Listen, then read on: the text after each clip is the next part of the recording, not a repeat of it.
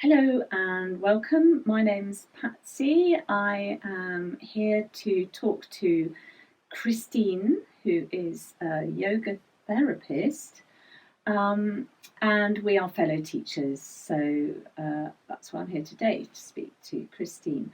So, Christine, hello. Hello, Patsy. And the first question is, when did you actually get into yoga? When did you first start? Years and years ago, I, for some reason, remember really clearly going to my first yoga lesson. I was 16. I loved it. I absolutely loved it. And I thought, I'm going to be back. I knew I would take it up. And I've been practicing yoga regularly ever since I was 22, so a long time. Oh, wow. That's a long time. Yes, longer than I care to remember, Patsy. Right, okay. And why did you become a teacher?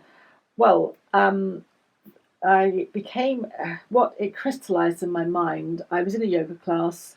I watched a lady really struggle to do a pose, and she ended up giving up. Basically, she didn't do it at all. Oh, no. And I could see. I was a fellow student in the class.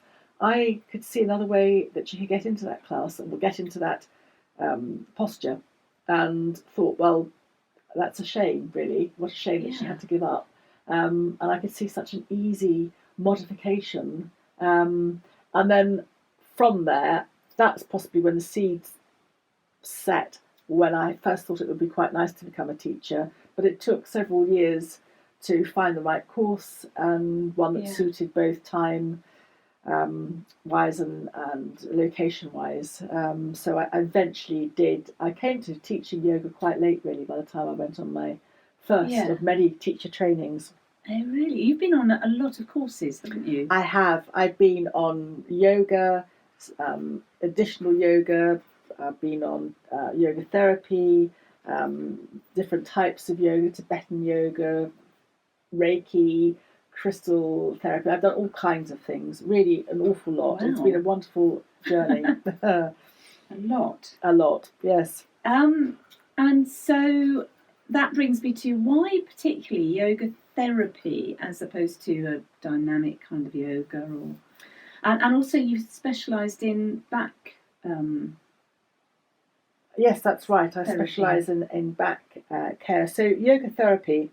When I used to go to my classes, I still do. I still go to yoga classes. I absolutely loved it when the teacher would say what the pose was for, that it had an effect on your mood or it did something for your body. And I love that. And that really is yoga therapy, using yoga as a medicine. Yeah. And in fact, to become a yoga therapist, you have to go through your basic yoga teacher training. So I always had it in my mind that I wanted to become a yoga therapist. It just took me a long time to finally do my teacher training and then to move on and do further training as a yoga therapist. And the back, you asked about the back, yoga for backs. I had a number of people I know, including family members, who've had back wipeouts, including myself a long time ago. And I wanted to understand more. The back is so central to our every movement. It's central to everything that we do. So basically, everybody's going to need to look after their back at some stage in their life. Well, the back is. There's a very old saying: if you would seek health, look first to the spine, because the spine is so central. Yeah.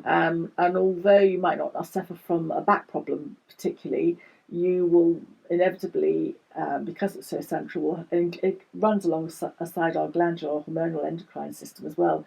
It's very much implicated, or poses in yoga for other conditions all around the back. So, plus the back things as well. But you've also been very interested in yoga therapy to sort of help with a lot of illnesses and ailments. Yes, as opposed to traditional medicine. Yes, I've done a number of training courses, and things don't come on their own. So somebody with a back problem isn't necessarily just going to have a back problem. They're going to present with other symptoms as well.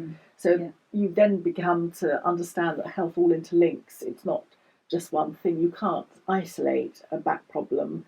For instance, if you have problem with your knee, it's not just going to be the knee, it will inevitably affect, or is likely to affect, other parts of your body as well, your ankle maybe, or your hip.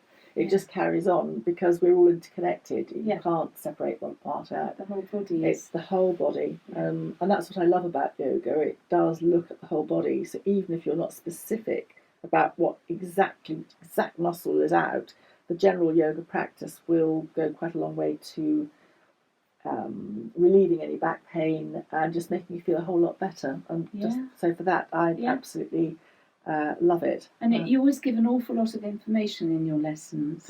Well, I love it. Thank you. So it's there if people want it. But well, it's very useful because if you have got an issue, it's sort of, information is valuable. It's there if people want it, and sometimes people don't connect the dots, and why should they?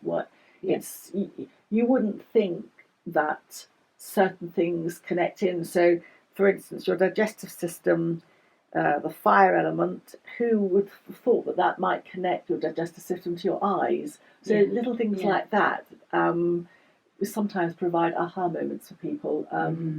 And it's I find it interesting. It's fascinating. But also it enables people to have better self-care, isn't it? Yes, and awareness. And it's there if they choose to. But most people who come to yoga and yoga therapy classes are interested in their health. So it just gives them a little bit of information. Lovely. But Christine, thank you. Thank you. That was really enlightening. Thank you very much. Thank you.